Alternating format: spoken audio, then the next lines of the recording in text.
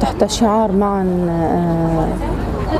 معا نبني مجتمعا ديمقراطي كومونالي لإنهاء العنف. حملة مناهضة العنف ضد المرأة أتت هذه الحملة أيضا في هذه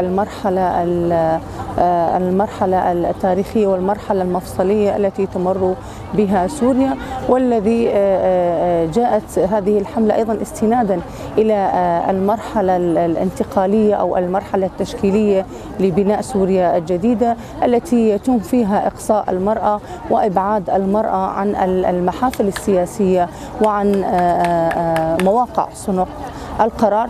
فأطلقنا هذه الحملة فقط ليس كالمتعارف عليه أنه العنف اللفظي، العنف الجسدي فقط، لا، بل هناك عنف سياسي، هناك عنف اجتماعي، وهو ما نمر به حاليا في هذه المراحل هو إبعاد المرأة عن السياسة، إبعاد المرأة عن وجودها في جميع المجالات. نعمل على توحيد رؤى النساء وعلى توحيد وإيصال صوت النساء، وهذا التحالف النسوي يعتبر هو بمثابة صرخة نسوية ميدانية على مستوى سوريا وعلى مستوى العالم لإنهاء العنف وبناء مجتمع تسوده العدالة والمساواة، ويكون في دور المرأة في كل المجالات. هذا ما يعتبر إنهاء العنف.